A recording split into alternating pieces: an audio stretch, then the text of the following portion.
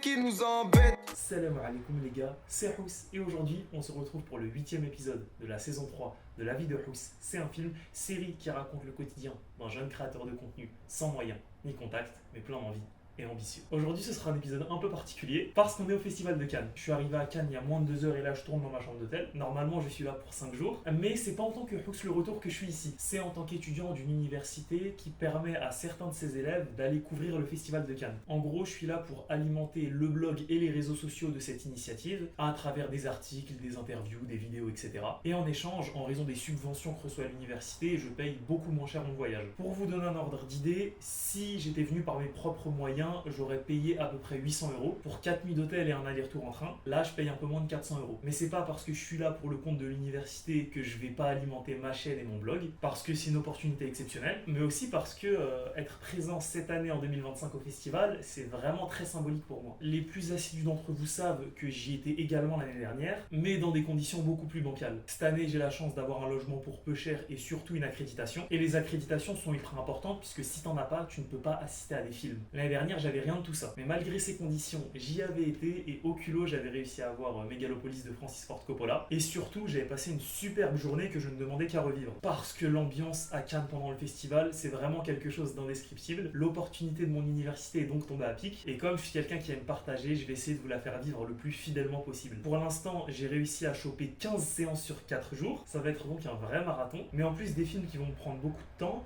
je vais devoir m'en libérer pour essayer de tirer profit au maximum de toutes les opportunités potentielles. Parce que le cinéma est un petit monde et que là, il est concentré dans une ville. Donc va falloir très peu dormir et tout arracher. Qui veut tester? Moi je suis resté le même.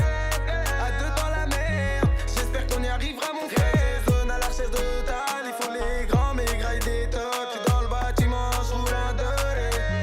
Oh je roule un doré. Bon bah les gars, ça fait moins de 24 heures que je suis là.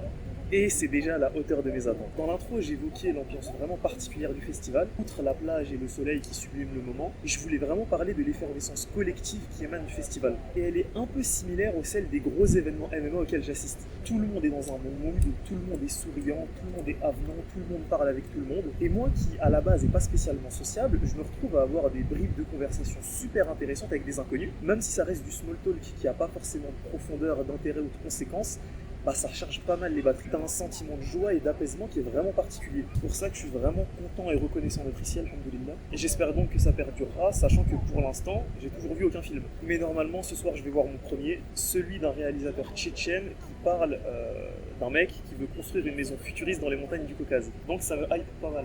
Let's go, brother. Je me défends, j'en ai mal au crâne. Ce soir sous Gandia. Tous les jours, bibi les grammes. Je veux ma part mon gars. En ce moment on vit bien. Même avec rien je me sens bien. En ce moment on vit bien. Même avec rien je me sens bien. Je me défonce, j'en ai mal au crâne. Ce soir sous Gandia. Tous les jours bibi les grammes. Je veux ma part mon gars. En ce moment on vit bien. Même avec rien je me sens bien. En ce moment on vit bien. Même avec rien je me sens bien. J'ai eu un petit problème de micro, donc pour le résumé de mercredi soir et de jeudi, je le fais a posteriori. Mais vous en faites pas, après cette séquence, la chronologie du vlog reprendra ses droits. Après la première séquence que j'ai tournée, je me suis dit que j'allais aller au village international pour espérer interviewer quelqu'un du pavillon palestinien. En gros, à Cannes, tous les pays sont représentés par un stand, et je me suis dit que c'était l'occasion d'interviewer un de ses représentants. Je suis donc tombé sur un type avec qui j'ai fait une interview qui s'est extrêmement bien passée. Cette personne s'est présentée comme le directeur du Palestine Film Institute et comme le producteur d'un film qui était sélectionné au festival de Cannes et qui s'appelle Once Upon a Time in Gaza. Mais l'anecdote qui est drôle, c'est que 5 jours après l'interview et sa publication, on m'a appris que cette personne n'était autre que le père de Saint-Levant. Ce qui est un clin d'œil assez sympa, même si je me dis que si j'avais eu vent de cette occasion en amont, j'aurais pu un peu plus pousser l'interview. Parce que dedans, je fais des parallèles entre l'art et la cause palestinienne, que j'aurais pu approfondir en parlant de la musique également. Mais voilà, l'interview sera disponible en description pour les curieux. Mais bon, après cela, dans ma journée, j'ai eu 2 autres rencontres avec des professionnels du cinéma, et je me suis dirigé vers ma première séance qui avait lieu à 21h30, celle de Imago. Le film était vraiment sympa, et bien que c'était pas un chef-d'œuvre, ça m'a fait vraiment du bien et plaisir de voir du cinéma tchétchène. D'autant plus que c'était une sorte de documentaire, donc on était vraiment immergé dans le Caucase. Une fois la séance finie, j'ai été me poser à la plage jusqu'à minuit, puis en longeant la croisette pour rentrer, j'ai croisé. Bien sûr, aujourd'hui j'ai un message à faire passer dans du cœur. Bien sûr, au retour de Hous, je te valide fort et je te soutiens moralement, physiquement, psychologiquement et mentalement. Le retour de Hous, sous l'axe, t'as tout son soutien, toute sa force, ton courage et ton énergie. La tendance actuelle du moment.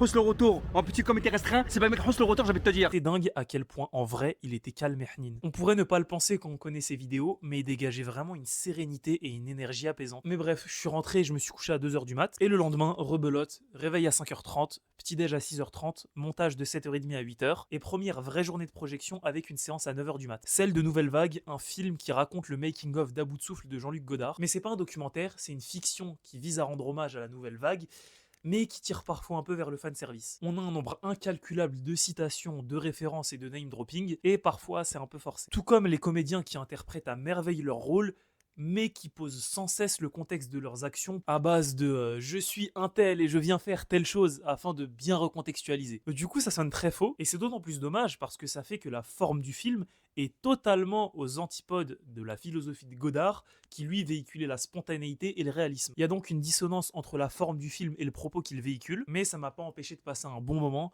sachant que c'est toujours un plaisir pour moi de voir un film qui se passe dans les années de Paris après-guerre. Ensuite, j'ai enchaîné avec un film français qui se passe en Tunisie.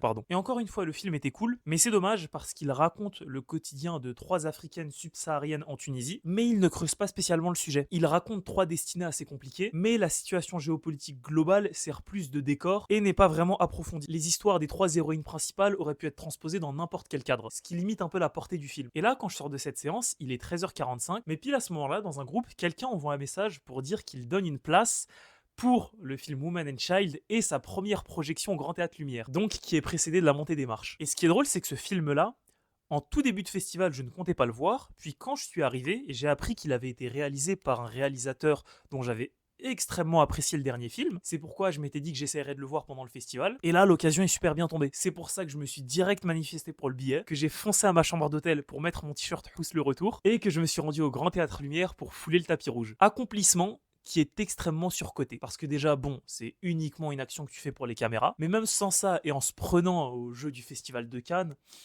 c'est pas si dingue. D'autant plus que moi, comme j'étais situé au balcon et pas en orchestre, j'ai juste gravi les marches. J'ai pas fait le chemin de toutes les célébrités à travers le tapis rouge entouré de paparazzi. Et par-dessus le marché, quitte à être là-bas, je voulais au moins faire une vidéo avec mon t-shirt en disant Housse le retour des retours de Housse sur les iconiques marches de Cannes. Mais j'ai même pas pu, puisqu'à l'instant où j'ai sorti ma caméra, il y a un garde du corps dont la daronne était peut-être la propriétaire du tapis rouge qui a mis sa grosse main. Donc au final, j'ai réalisé un accomplissement non négligeable qui est de gravir les marches du Festival de Cannes avec un t-shirt Housse le retour, mais je n'ai aucunement immortalisé le moment, mais je suis quand même très content de l'avoir vécu, d'autant plus que derrière s'est tenue la diffusion du film dans le Grand Théâtre Lumière en présence de l'équipe du film, et que j'ai été agréablement surpris par le film. Au niveau de la réalisation, c'est époustouflant, au niveau du scénario, c'est ultra prenant et émouvant, bien que vers la fin, on tombe un peu dans la surenchère à l'émotion. Et ensuite, pour la soirée de jeudi, j'ai été voir un dernier film qui se déroule à Marseille, donc j'étais vraiment très content de le voir, mais j'en garde pas un souvenir marquant parce qu'il était pas ultra prenant. Mais voilà, c'était tout pour ce jeudi, et on se reprend normalement.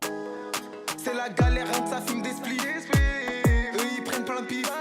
Et tout ça me rapporte du bif. Si les têtes pètent la plante, direct ça glisse, ça glisse. Je suis actuellement dans la hauteur du Palais des Festivals à la terrasse des journalistes, bien que j'ai réussi à me faufiler, tu connais. Mais bref, c'est pas le sujet. Qu'est-ce qu'on a fait aujourd'hui ? On a commencé à 9h par une séance de Alpha Julia Ducournau. Et moi qui encore ce matin était sceptique sur le fait qu'un film me marque plus que Woman and Child, bah il a de la concurrence. Parce que ce matin, ce que j'ai vécu avec Alpha, c'est un peu la même chose que j'avais vécu avec Mulholland Drive lors de mon premier visionnage. C'est cette sensation où t'as pas tout compris ce qui s'était passé, mais tu restes quand même marqué. J'enchaînais avec une séance derrière, donc c'était pas trop possible, mais c'est le genre de film où après tu restes 10-15 minutes dans la salle à regarder le vide. Et la surprise est encore plus forte parce que les premiers échos que j'ai eus étaient très négatifs. Mais bon voilà, derrière j'ai enchaîné dans la même salle avec Dossier 137, et encore une fois agréablement surpris, parce que quand tu regardes un film français qui traite des violences policières ou de la police en général, t'es souvent déçu. Mais là c'était pas le cas. Il m'a un peu fait penser aux Misérables de Lajli, dans la mesure où c'est pas un film qui est partial, c'est un film qui se veut objectif et qui tente à dépeindre le plus fidèlement possible les situations de violence policière, qui donne la parole aux deux camps, mais dont le bon sens des spectateurs les fait majoritairement pencher vers une interprétation,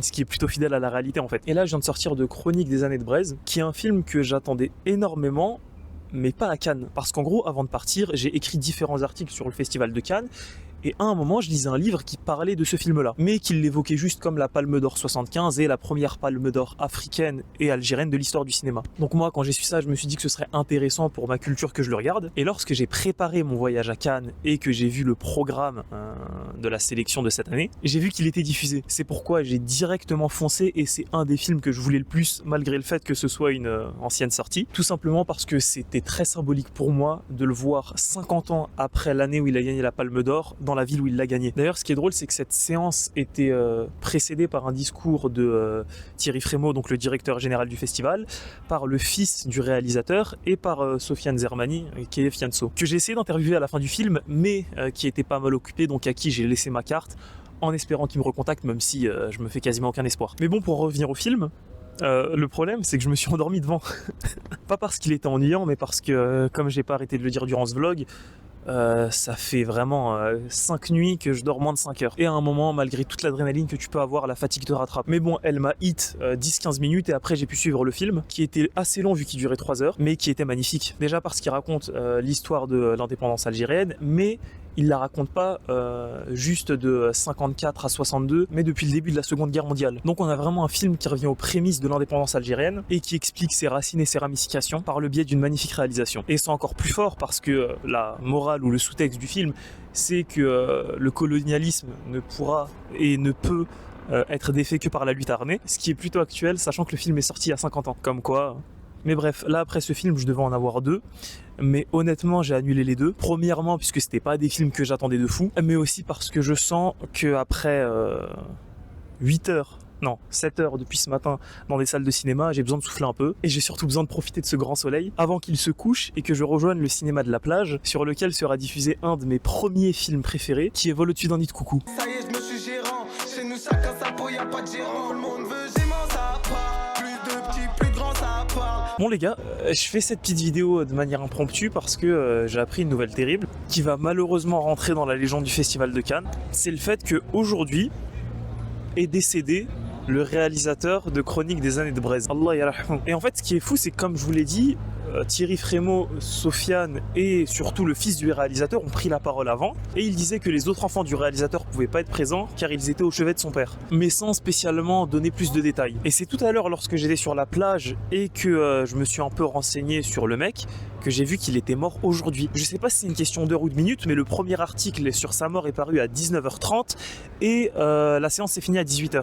En quelle mesure les enfants et l'équipe du film étaient au courant? Mais il y a un truc qui m'a fait tilt, c'est que lorsque j'ai demandé à Fianso une interview, il avait les larmes aux yeux, il était très penaud. Moi, je pensais que c'était juste le film qui l'avait ému, mais je me suis rappelé qu'il m'a dit mot pour mot, là je suis occupé et je dois accompagner la famille dans la procédure. Moi, sur le moment, j'ai compris ça en mode la procédure du Festival de Cannes pour accompagner des accompagnants, mais peut-être qu'en fait, il les a accompagnés juste dans leur deuil et c'est fou en fait, subhanallah, qu'il se soit passé tout ça. Et par conséquent, la mort de Mohamed Lardal Amina devient très très symbolique. Il est plus ou moins mort pendant la diffusion qui fêtait les 50 ans de son classique. Un film qui n'est pas juste le produit d'un artiste torturé, mais un véritable chef-d'œuvre faisant à part entière partie de l'histoire du Festival de Cannes, l'histoire du cinéma algérien, l'histoire du cinéma africain et l'histoire du cinéma au global. Faut qu'offrir, fais ce qu'il a peur, car le haine, il porte sans le vouloir. Et je me canalise, je pense, fais le film, je te paralyse. Chasse, équipe de barbarie, passe, équipe de barbarie, passe.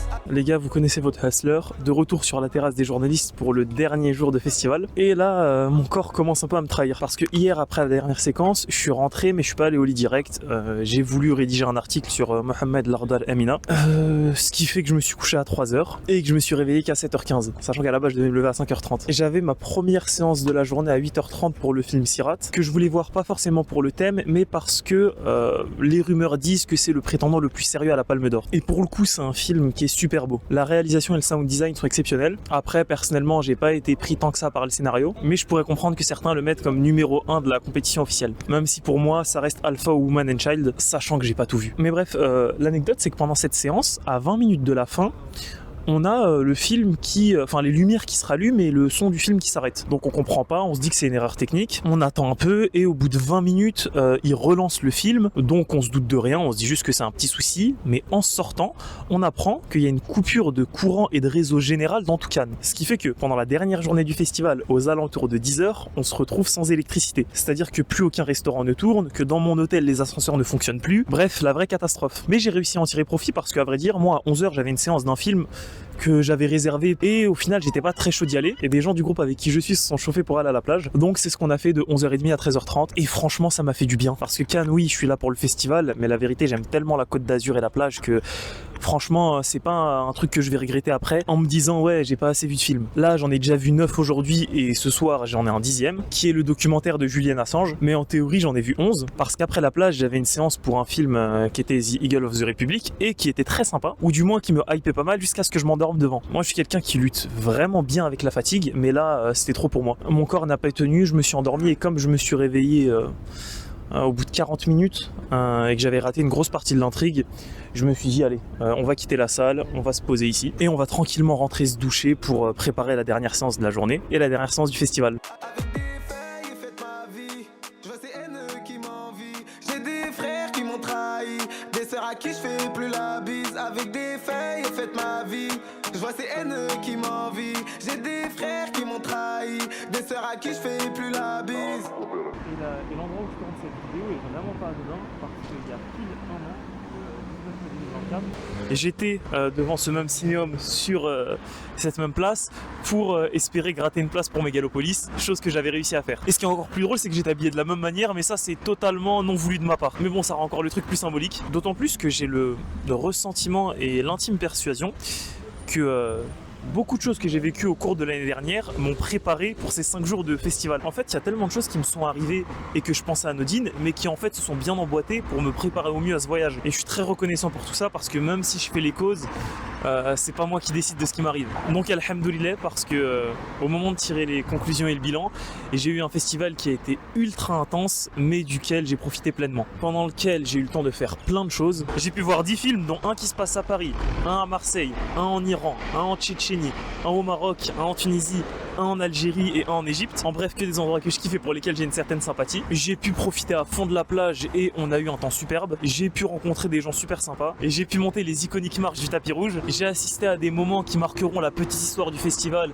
comme la représentation de Woman and Child au Grand Théâtre Lumière ou la dernière diffusion cannoise de Mohamed Lardar Amina le jour de sa mort. Allah yarhamou. Mais bon, pour ça, j'ai dû faire quelques sacrifices et j'ai dormi seulement 17 heures en 4 nuits et j'ai certainement perdu du poids vu ma sous-alimentation cataclysmique, mais en vrai de vrai, ça en valait la peine. Le seul bémol, c'est que les bonnes choses ont une fin et que maintenant, je vais devoir reprendre la routine. Lundi matin, le retour au bureau va être très dur, mais bon, c'est le cycle de la vie, hein. On peut pas kiffer tout le temps et au final, je suis bien content d'avoir vécu tout ça. Et j'espère que vous percevrez pas tout ce que je vous ai montré et raconté comme de la prétention ou de la province, parce que c'était pas le but. Moi, mon objectif, c'est juste de vous partager le plus fidèlement possible une aventure sur laquelle beaucoup fantasment, mais qui reste méconnue des gens qui ne l'ont pas vécu. Et c'est à vous de me dire si j'ai réussi cette mission.